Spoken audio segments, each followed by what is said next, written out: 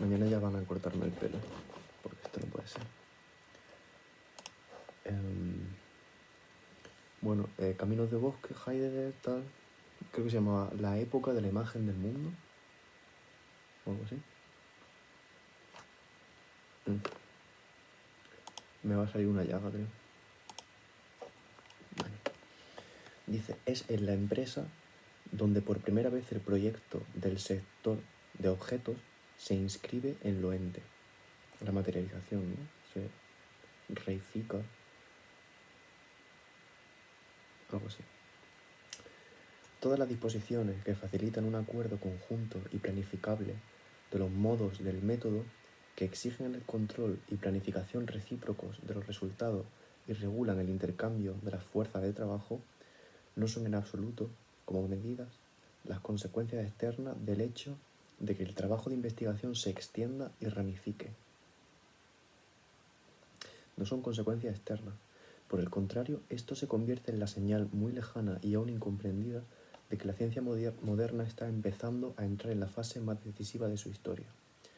Solo ahora empieza a entrar en plena posesión de la totalidad de su propia esencia. ¿Qué es lo que sucede en la extensión y consolidación del carácter de institución de la ciencia? Nada menos que el aseguramiento de la primacía del método por encima de lo ente, que sería la naturaleza e historia, ¿no? En el caso de la naturaleza y de la historia. Primacía del método por encima de lo ente, el cual se convierte en algo objetivo dentro de la investigación. Basándose en su carácter de empresa, las ciencias consiguen la mutua pertenencia y la unidad que les corresponde. Por eso una investigación histórica o arqueológica llevada a cabo de manera institucional está esencialmente más próxima de la investigación física correspondientemente organizada que una disciplina cualquiera de su propia facultad de ciencia del espíritu que se habrá quedado detenida en el punto de la mera erudición.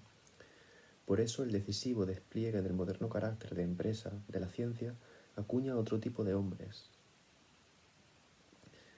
Desaparece el sabio, lo sustituye el investigador que trabaja en algún proyecto de investigación. Son estos proyectos y no el cuidado de algún tipo de erudición los que le proporcionan a su trabajo un carácter riguroso.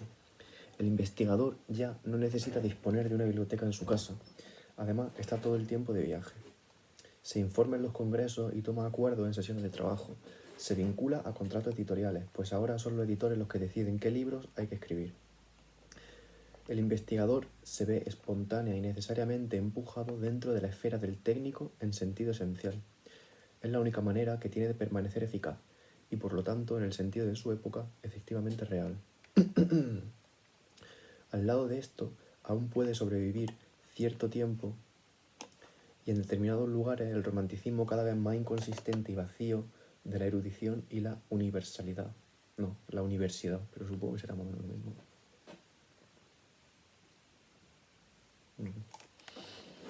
Pero el carácter efectivo de unidad y por lo tanto la realidad efectiva de la universidad no reside en un poder espiritual que parte de ella por el hecho de haber sido alimentado,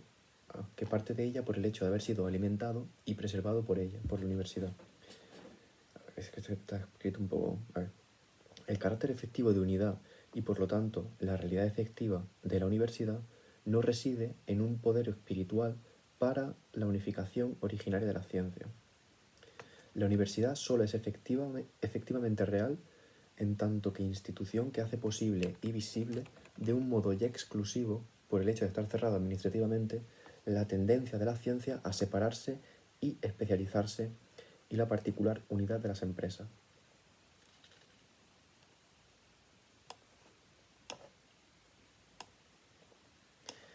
Es porque las auténticas fuerzas esenciales de la ciencia moderna se vuelven efectivamente reales en la empresa de modo inmediato y evidente, por lo que paralelamente solo las empresas de investigación nacidas espontáneamente pueden diseñar y organizar a partir de sí mismas, junto con otra empresa, la unidad interna que les corresponde.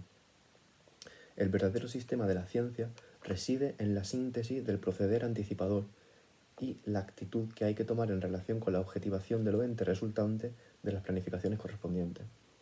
La ventaja que se le exige a estoy haciendo una lectura un poco bastante por encima, pero bueno, es que si no me vaga, no hay tiempo.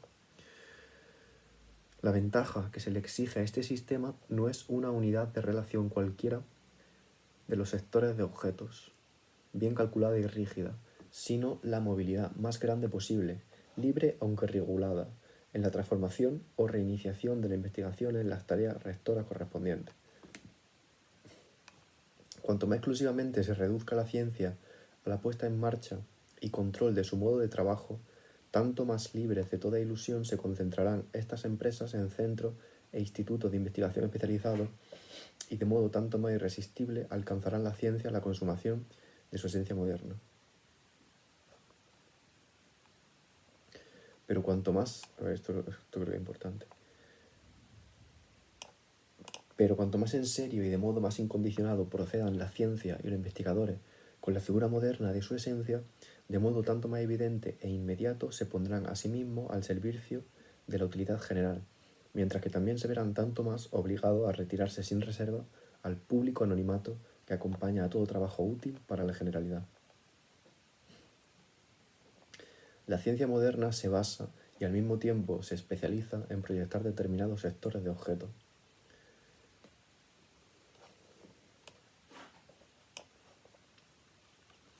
Ah, vale. Proyectar en sentido de proyecto, claro. De hacer proyectos determinados sectores de objetos, ¿no? Convertir en proyectos.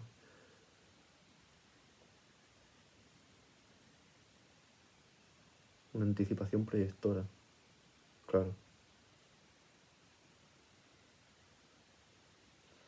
Estos proyectos, bueno, voy a escribir eso aquí. Anticipación proyectora.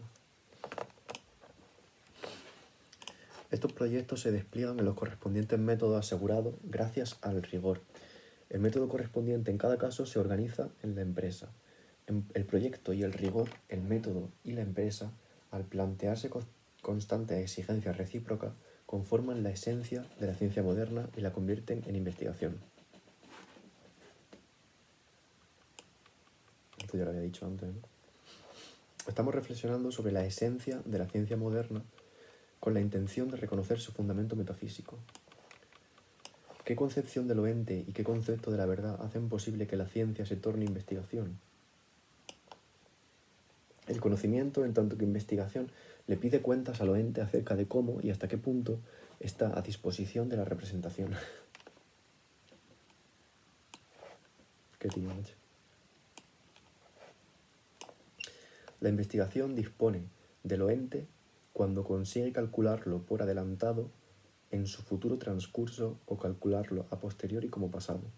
En el cálculo anticipatorio casi se instaura la naturaleza. En el cálculo histórico a posteriori casi la historia. Naturaleza e historia se convierten en objeto de la representación explicativa. Dicha representación, ya está aquí hablando de representaciones que tiene que ver con el título, ¿no?, del capítulo, la imagen del mundo. Naturaleza e historia se convierten en objeto de la representación explicativa. Dicha representación cuenta con la naturaleza y ajusta cuentas con la historia. Solo aquello que se convierte de esta manera en objeto es. Vale como algo que es.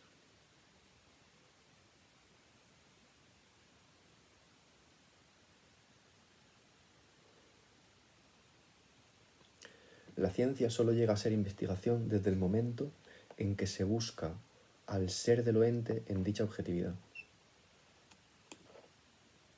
No.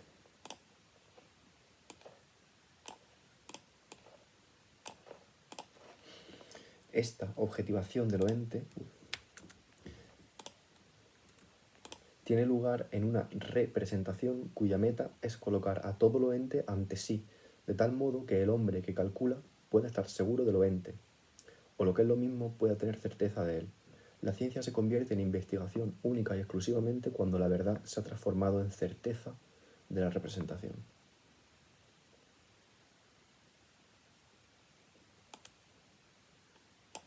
Lo ente se determina por vez primera como objetividad de la representación y la verdad como certeza de la misma en la metafísica de Descartes. El título de su obra principal reza Meditaciones de prima filosofía, esto es, consideraciones sobre la filosofía primera. no sé qué, filosofía.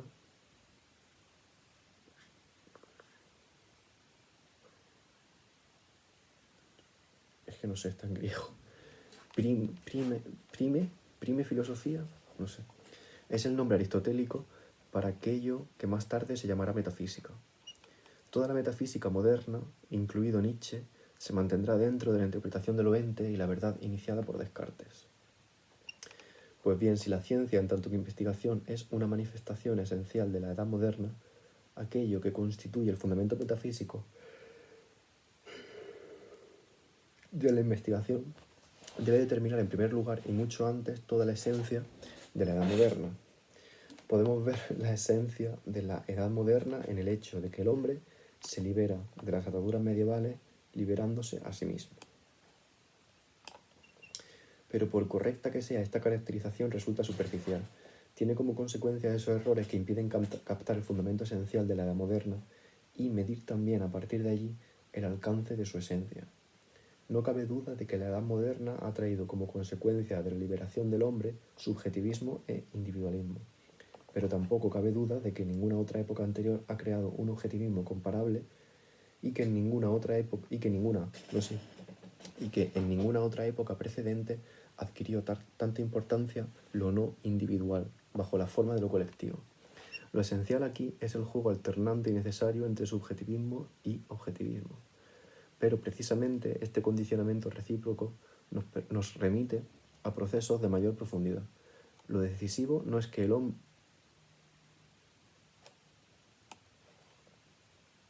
¿Qué tío, eh? Lo esencial aquí es el juego alternante y necesario entre subjetivismo y objetivismo. Pero precisamente este condicionamiento recíproco nos remite a procesos de mayor profundidad. Quien tenga oídos que oiga, ¿no? Ja, ja, ja. Bueno, quiero decir que esto es como bastante duro.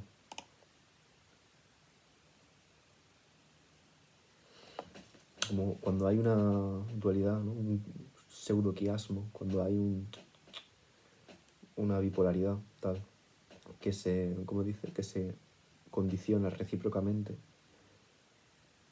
Esto implica, supongo que se puede decir que tiene como condición de posibilidad esta dualidad retroalimentada, una remisión, ¿no?, a procesos de mayor profundidad. Como que a partir de esto, del yin y el yang, se va hacia profundidad.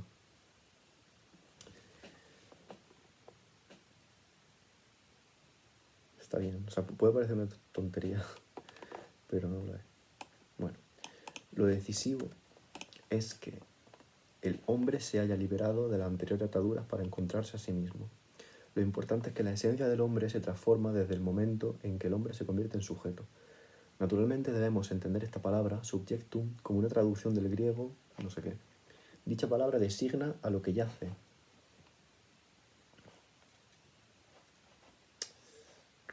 A ver. Subjectum designa lo que yace ante nosotros, aquí. Y que como fundamento reúne todo sobre sí.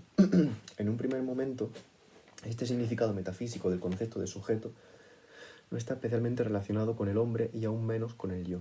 Pero si el hombre se convierte en el primer y auténtico subjectum, esto significa que se convierte en aquel ente sobre el que se fundamenta todo ente en lo tocante a su modo de ser y su verdad. El hombre se convierte en centro de referencia de lo ente como tal, pero esto solo es posible si se modifica la concepción de lo ente en su totalidad. ¿En qué se manifiesta esta transformación? ¿Cuál es, conforme a ella, la esencia de la edad moderna? Está muy bien. No sé si lo estoy entendiendo bien o si estoy yo aquí proyectando, porque es un poco tarde y no sé. Voy corriendo. Pero, claro, dice, el hombre se convierte en centro de referencia de lo ente como tal. Una vez más tenemos como el quiasmo, ¿no?, que me gusta a mí llamarlo quiasmo, pero no es un quiasmo, pero bueno, como la bipolaridad, ¿no? El hombre que es centro de referencia de lo ente, como lo subjetivo y lo objetivo, ¿no? Hombre, bueno, persona, ente, subjetivo, objetivo. Y dice, es cierto que el hombre y la mujer, y ¿no? el sujeto, se convierte en centro de referencia de lo ente, pero eso solo es posible si se modifica la concepción de lo ente en su totalidad.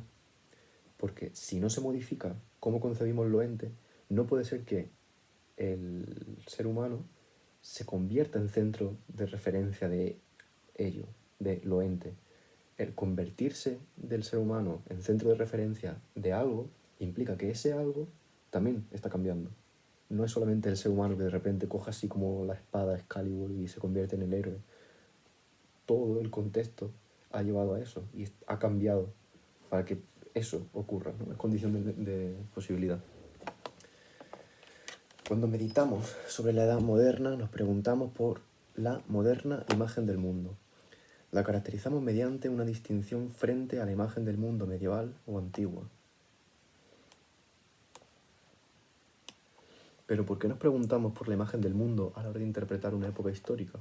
¿Acaso cada época de la historia tiene su propia imagen del mundo de una manera tal que incluso se preocupa ya por alcanzar dicha imagen? ¿O esto de preguntar por la imagen del mundo solo responde a un modo moderno de representación de las cosas?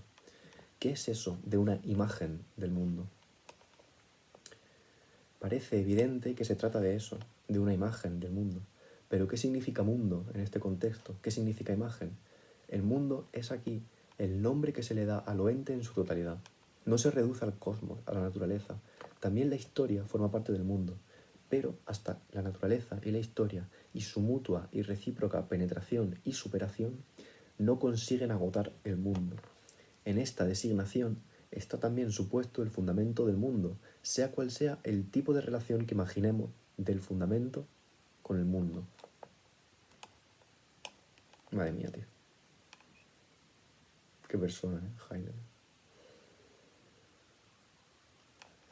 La palabra imagen hace pensar en primer lugar en la reproducción de algo. Según esto, la imagen del mundo sería una especie de cuadro de lo ente en su totalidad, pero el término imagen del mundo quiere decir mucho más que esto. Con esa palabra nos referimos al propio mundo, a él, lo ente en su totalidad, tal como nos resulta vinculante y nos impone su medida. Imagen no significa aquí un calco, sino aquello que resuena en el giro alemán. Wir sind über etwas im Bilde, es decir, estamos al tanto de algo. Esto quiere decir que la propia cosa se aparece ante nosotros precisamente tal como ella está respecto a nosotros. Hacerse con una imagen de algo significa situar al ente mismo ante sí para ver qué ocurre con él y mantenerlo siempre ante sí en esa posición. Pero aún falta una determinación esencial en la esencia de la imagen. Estar al tanto de algo no solo significa que lo ente se nos represente, sino que en todo lo que le pertenece y forma parte de él, se presenta ante nosotros como sistema. Estar al tanto también implica estar enterado, estar preparado para algo y tomar las consiguientes disposiciones. Allí, un segundo.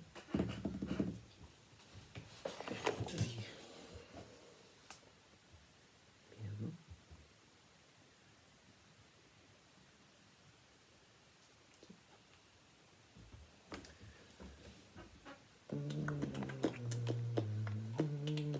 Allí donde el mundo se convierte en imagen, lo ente en su totalidad está dispuesto como aquello gracias a lo que el hombre puede tomar sus disposiciones, como aquello que por lo tanto quiere traer y tener ante él, esto es, en un sentido decisivo, quiere situar ante sí.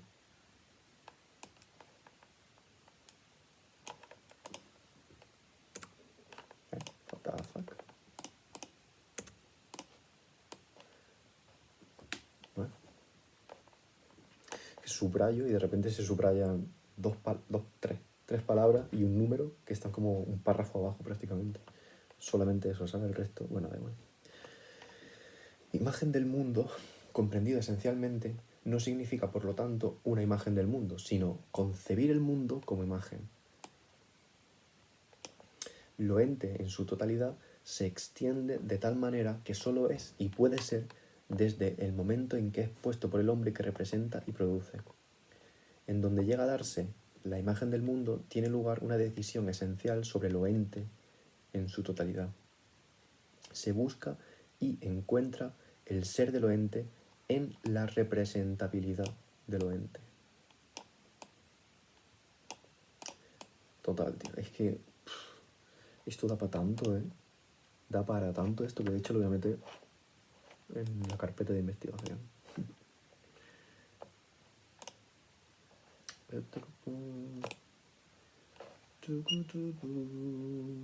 ¿Y esto cómo puedo hacer yo para hacer lo que estoy diciendo que quiero hacer?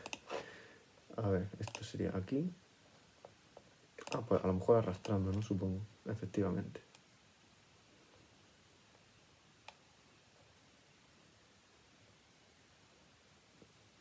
Ah, bueno, pues tendré que hacer un segundo, perdón. Tendré que poner aquí.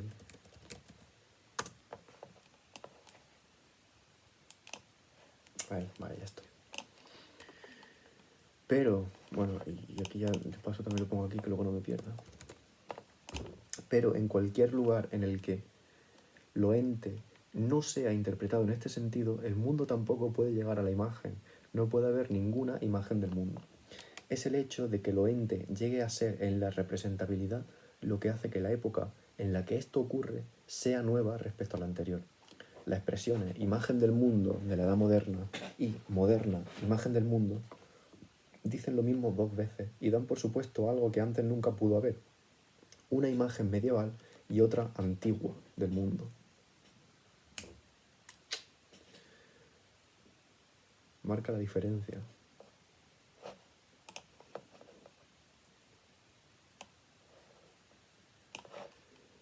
La imagen del mundo no pasa de ser medieval a ser moderna, sino que es el propio hecho de que el mundo pueda convertirse en imagen lo que caracteriza la esencia de la edad moderna. Es que esto es fundamental, tío. Es que si la gente no entiende esto, pues seguramente puedan entender la idea, ¿no? que veo aquí, yo, de otras maneras.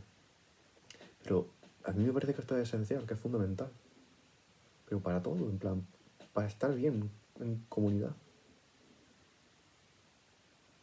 Que cuando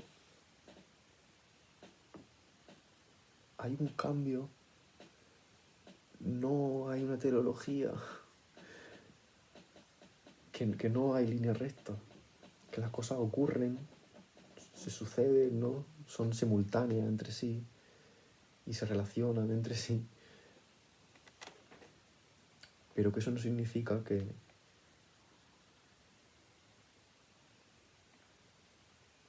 bueno, lo dice mejor Heidegger, ¿no? La imagen del mundo no pasa de ser medieval a ser moderna, sino que es el propio hecho de que el mundo pueda convertirse en imagen lo que caracteriza la esencia de la edad moderna. No es que desde la edad moderna digamos, uy, la imagen del mundo que tenemos ahora y la imagen del mundo que había antes es distinta. Por eso, ahora estamos en un mundo distinto. Como no, el hecho de que veas la imagen del mundo, el hecho de que tenga sentido la imagen del mundo, es lo que marca la diferencia. Ya, eso mismo hecho. Que luego ese hecho sea que la imagen del mundo de la edad moderna es tal, o que la imagen del mundo de la edad media era cual, vale, ok, muy bien. Pero lo que marca la diferencia es ese momento presente. Eso es lo que está marcando la diferencia. La diferencia no es que esté marcada, la diferencia se está marcando. Es lo que está ocurriendo. Es como el presente. Entonces, eso mismo, siempre, presente. Y es que de verdad hay muchos problemas que se pueden afrontar de un punto mucho más sencillo y mejor, pienso yo, desde este punto de vista, ¿sabes? Que lo que marca el cambio es lo que está marcando el cambio, no es que el cambio se haya marcado, no es que sea tal o cual cosa. Es que a las personas se nos olvida que estamos hablando, ¿no? Se nos olvida que estamos vivos, se nos olvidan muchas cosas. Bueno, en fin, me he ido un montón por las ramas. Por el contrario, para la Edad Media, lo ente es el ens creatum, aquello creado por un Dios creador personal en su calidad de causa suprema. Ente quiere decir aquí pertenecer a un determinado grado dentro del orden de lo creado. Y en tanto que elemento así causado, corresponder a la causa creadora. Analogía entis. Pero el ser de lo ente nunca reside en el hecho de que, llevado ante el hombre en tanto que elemento objetivo, se vea dispuesto en su sector de asignación y disponibilidad y solo consiga ser de ese modo. La interpretación moderna de lo ente está aún más alejada del mundo griego. Una de las más antiguas sentencias del pensamiento griego sobre el ser de lo ente dice así: ya, autor, no sé qué, te cae, no sé. Esta frase de Parménides quiere decir que la percepción de lo ente pertenece al ser porque es él el que la exige y la determina. Lo ente es aquello que surge y se abre, y que, en tanto que aquello presente, viene al hombre como a aquel que está presente. Esto es, viene a aquel que se abre él mismo a lo presente desde el momento en que lo percibe. Lo ente, repito, es aquello que surge y se abre, y que, en tanto que aquello presente, viene al hombre, a la mujer, como aquel que está presente. Esto es, viene a aquel que se abre él mismo o ella misma a lo presente desde el momento en que lo percibe.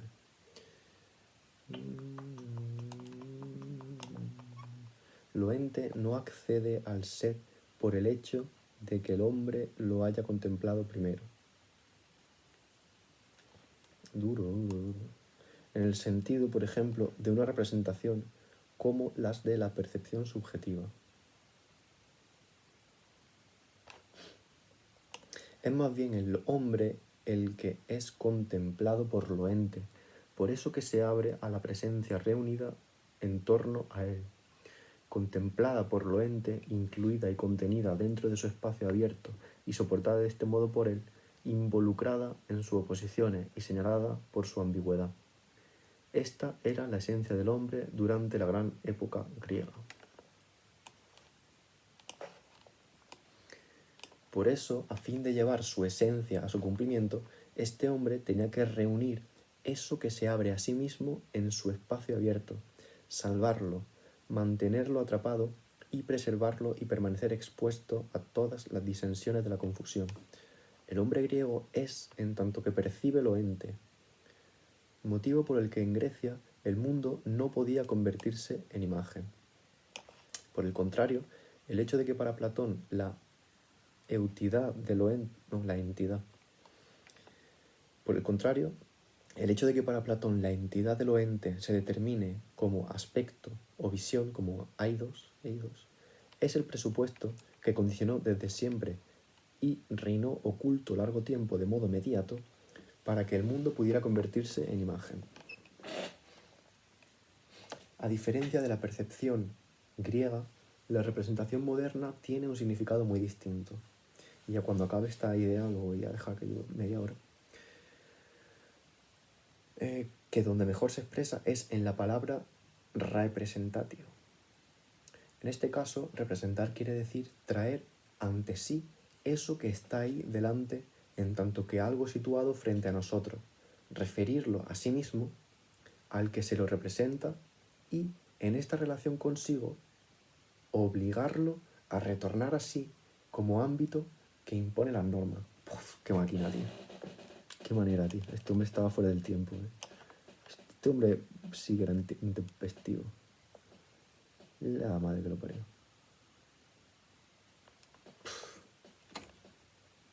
Madre mía, tío.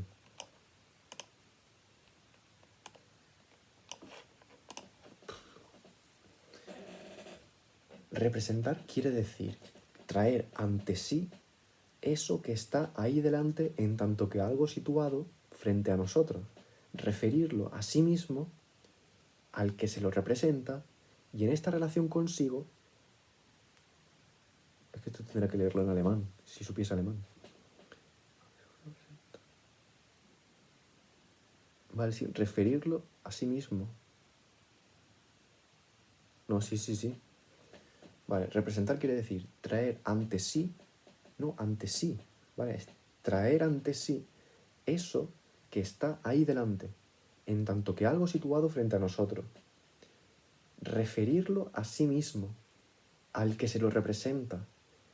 Y en esta relación consigo, que es tanto de ello consigo como la relación que se tiene el representante con ello, obligarlo a retornar a sí como ámbito que impone las normas. Qué fantasía, ¿eh? En donde ocurre esto, el hombre se sitúa respecto al ente en la imagen. Pero desde el momento en que el hombre se sitúa de este modo en la imagen, se pone a sí mismo en escena, es decir, en el ámbito manifiesto de lo representado pública y generalmente. Al hacerlo, el hombre se pone a sí mismo como esa escena en la que a partir de ese momento lo ente tiene que representarse a sí mismo, presentarse, esto es, ser imagen.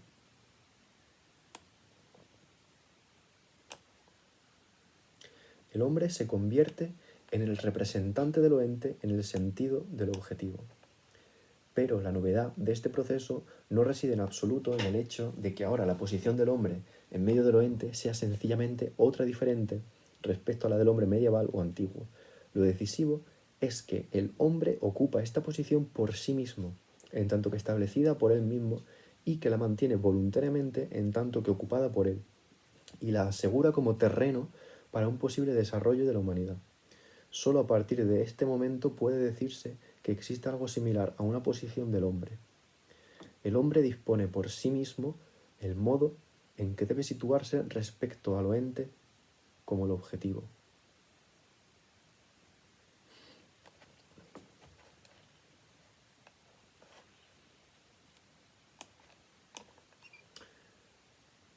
Comienza ese modo de ser hombre que consiste en ocupar el ámbito de las capacidades humanas como espacio de medida y cumplimiento para el dominio de lo ente en su totalidad.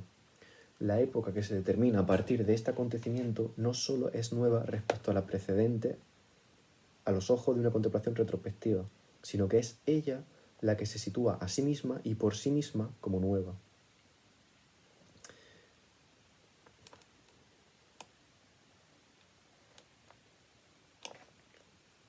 Voy a repetir esto.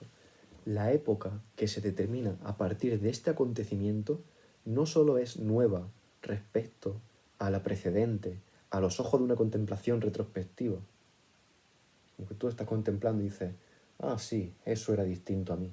Sino que es ella la que se sitúa a sí misma y por sí misma como nueva.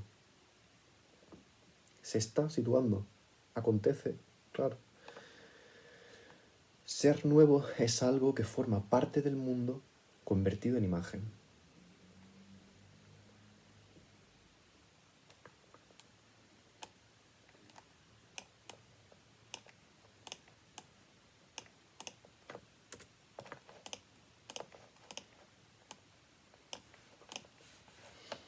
Así pues, si se interpreta el carácter... Bueno, espérate, ¿cuánto dura esto?